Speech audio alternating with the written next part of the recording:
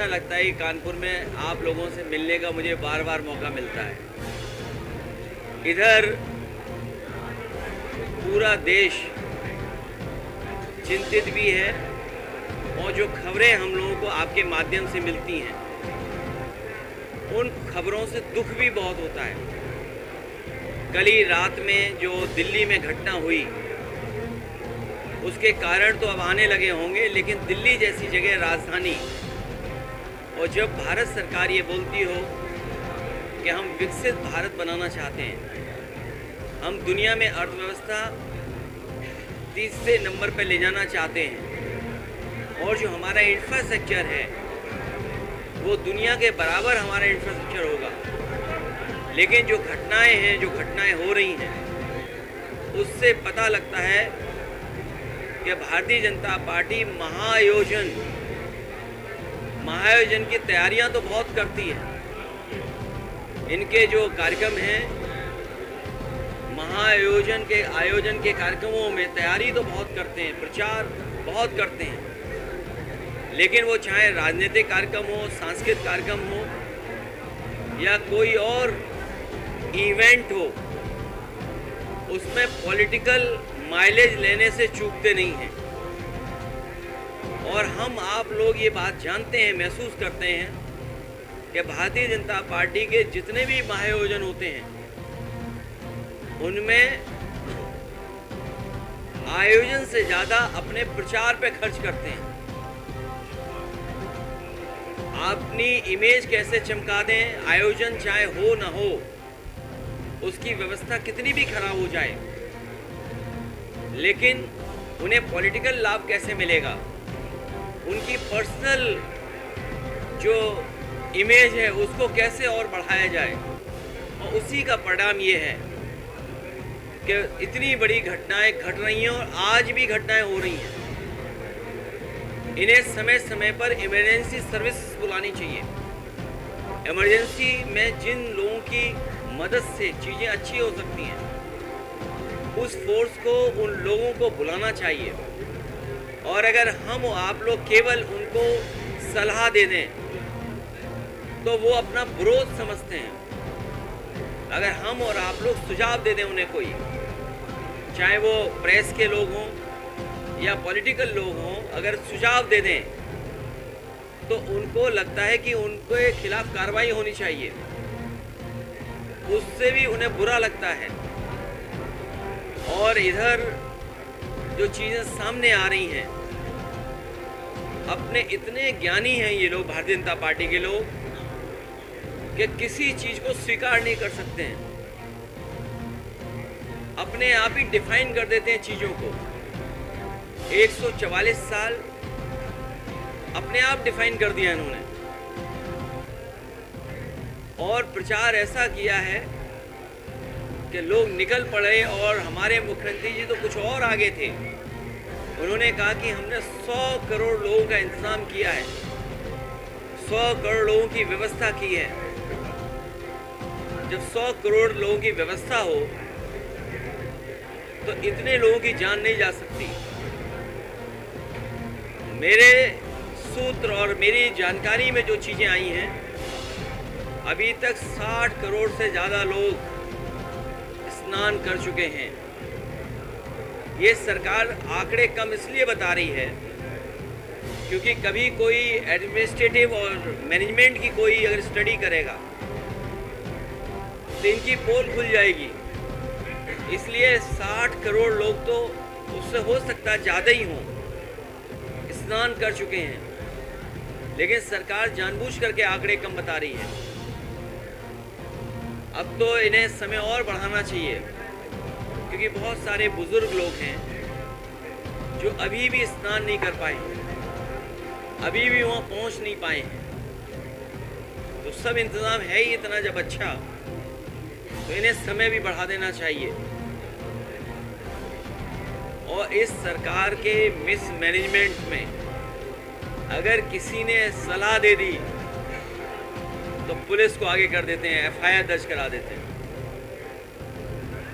इतना incompetent system, इतना incompetent इनके लोग, और सच्चाई तो ये है कि भारतीय जनता पार्टी के लोग मनमानी कर रहे हैं। जो व्यवस्था खराब हुई है वो मनमानी की वजह से हुई है। और इतना करप्शन कभी किसी सरकार में नहीं हुआ होगा जितना इनकी सरकार में हम लोगों को देखने को मिल रहा है। कहने को तो ये अर्थव्यवस्था बढ़ा दे रहे हैं, बजट बढ़ा दे रहे हैं, बजट खर्च ही नहीं कर पा रहे हैं। और हमारे पत्रकार साथी तो बेहतर समझते होंगे कि इन पे कितना दबाव है। कोई सच्ची खबर भी चलाना चाहेगा तो न जाने कितना दबाव इनके ऊपर है। लेकिन मैं उसके बावजूद भी अपने पत्रकार साथी को बधाई देता हूँ कि उसके बावजूद भी खबरें चला देते हैं। मुख्यमंत्री जी कह रहे हैं कि आप छुट्टी लगा के जा चुके हैं, उसके बाद भी आप उनको लेकर नर्मल बातें कर रहे हैं। देखिए, महा आयोजन जो हो रहा है स्नान के लिए, कोई पहली बार मैं नहीं गया हूँ। जिस समय पहले गंगा में और इसी जगह पर जब कुंभ का आयोजन हुआ था समाजवादी सरकार में, उस समय भी मैंने डुबकी लगाई थी। और कई मौक़ों पर अलग अलग जगह हम लोग गंगा में स्नान किए हैं और गंगा में स्नान करते रहते हैं। लेकिन हम लोगों को भी कुछ ना कुछ सीखते रहना चाहिए दूसरे लोगों से। हम लोगों ने भी मुख्यमंत्री जी से और लोगों से सीखा है कि कपड़े पहन के स्नान करना चाहिए।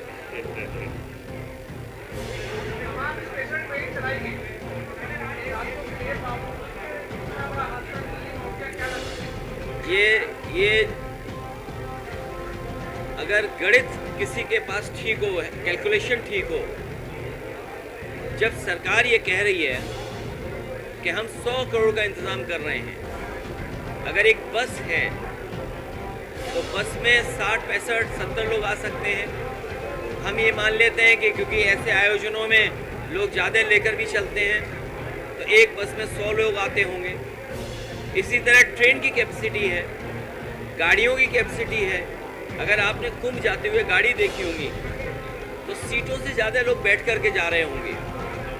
तो आखिरकार ये जो डबल इंजन की सरकार है, ये क्या डबल ब्लंडर की सरकार है जो इस बात की तैयारी नहीं कर पाई कि अगर यूपी की सरकार ये कह रही हो कि हम 100 करोड़ का इंतज़ाम कर रहे हैं, फ्री उनके लिए बसें दे रहे हैं, फ्री उनको ट्रेनें दे रहे हैं, तो ये आयोजन में कहाँ कमी रह गई? इसका मतलब ये है कि इन्होंने कोई भी तैयारी नहीं की जिस तैयारी के साथ इनको करना चाहिए था काम।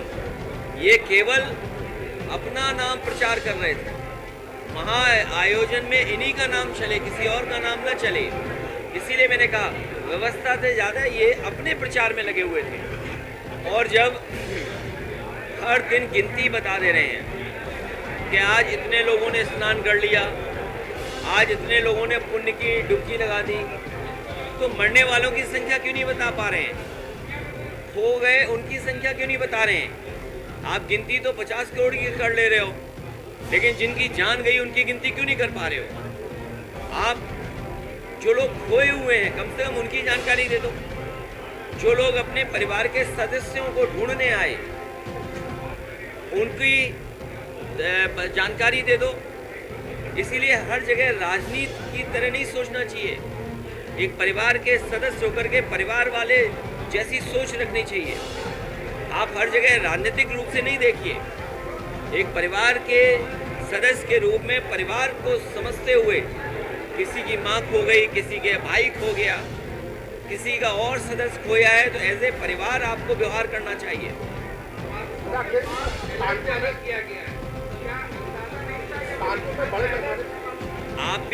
आप उलझो मत। आपको सवाल ये करना चाहिए कि जब मुख्यमंत्री जी ने 100 करोड़ का इंतजाम किया था तो 50 करोड़ ही लोग आए हैं, 60 करोड़ लोग आए हैं। आपकी व्यवस्था कैसे फेल हो गई? और फिर ऐसे महा आयोजन में राष्ट्रपति जी से लेकर के, उपराष्ट्रपति से लेकर के, प्रधानमंत्री से लेकर के दुनिया के दूसरे हिस्सों से बड़े बड़े डेलीगेट्स, बड़े बड़े स्टेट हेड्स, कैबिनेट मिनिस्टर्स या और मिनिस्टर्स या अपोजिशन पार्टी के लीडर्स जो आयोजन में आए हैं, उनके लिए तो व्यवस्था थी, लेकिन आम लोगों के लिए व्यवस्था क्यों नहीं थी? जो आम लोग जिन पे श्रद्धा है और सच्चाई ये है, कोई भी इतिहास पलट करके देखा, जहाँ से इतिहास शुरू होता है कुंभ का, सम्राट हर्षवर्धन जो कन्नौज के राजा थे, उन्होंने इस तरह का आयोजन शुरू किया था। वैसे तो पौराणिक है, उससे पहले का इतिहास किसी के पास नहीं है, लेकिन जो डॉक्यूमेंटेड हिस्ट्री है वो यही बताती है कि सम्राट हर्षवर्धन ने ये कुंभ शुरू किया था और इस कुंभ में अलग अलग धर्म के लोग आते थे। आयोजन 75 दिन चलता था, दान दिया जाता था, स्नान होता था, पुण्य और तमाम चीज़ों की बातें होती थी। लेकिन ये तो केवल अपने प्रचार के लिए कुंभ कर रहे हैं।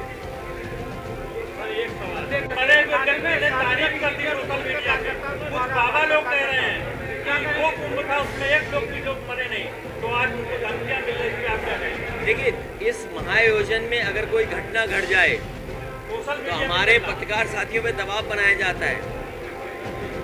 दबाव इतना बनाया जाता है कि वो खबर सही ना चला पाए, और अगर सोशल मीडिया पे कोई लिख दे, कोई जानकारी दे दे, तो उसको जेल भेज देते हैं। हमारा नेता कार्यकर्ता भी एक पार्टी का गया, व्यापार संगठन का पदाधिकारी, और एक सुनने में आया बनारस का भी कोई एक था, मिश्रा जी के नाम पर सोशल मीडिया में बहुत चल रहा है, उन्हें भी जेल भेज दिया। और हम तो आपको कहते हैं, अगर इसी छोटे मोबाइल से आप लाइव कर दें तो हो सकता है पुलिस यहीं से उठा ले जाए आपको। कई महीनों से लगातार गुटखा व्यापारियों की निगरानी में रखे थे, अब पलायन करना शुरू कर। मैं इसमें उलझना नहीं चाहता हूँ। अरे गुटखे वाले उन्हीं के साथ दे रहे थे, इसीलिए मैंने कई मौकों पर कहा बीजेपी वाले जानते हैं, बीजेपी वाले उन्हीं के सगे नहीं हैं। अब बीजेपी वाले भी जान गए हैं कि बीजेपी वालों की भी सगी नहीं है।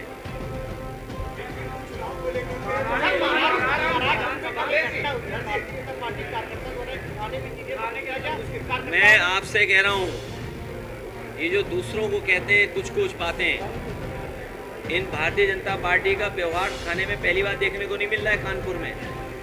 इसका मतलब ये हुआ जो कमिश्नरेट सिस्टम है, एक तो ये फेल है, और सुनने में आया है कि भारतीय जनता पार्टी के लोग घुस गए थाने में और हंगामा काटा, पिटाई भी की।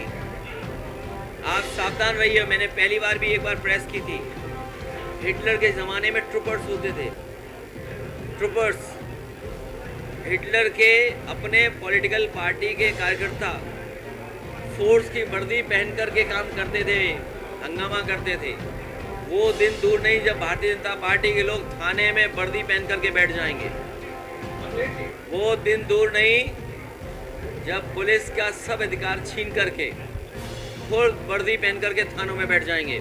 ये जो दूसरों को बदनाम करते थे, ये सबसे ज़्यादा करप्ट अगर कोई पॉलिटिकल पार्टी निकली है तो भारतीय जनता पार्टी, और सभी करप्ट लोगों को आगे बढ़ाने का काम ये भारतीय जनता पार्टी करती है।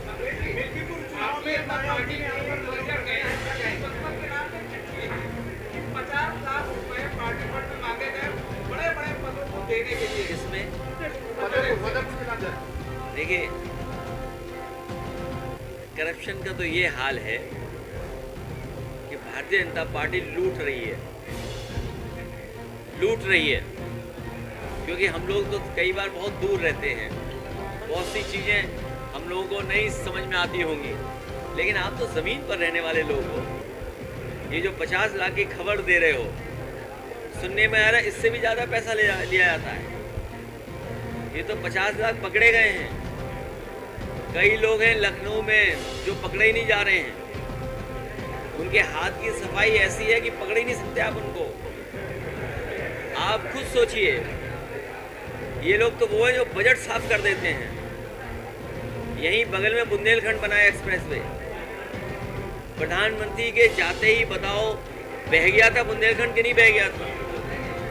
यही नमामि गंगा, यही माँ गंगा, किसी पॉइंट पर सेल्फी ली गई थी। क्या वो नाले सब साफ हो गए कानपुर के?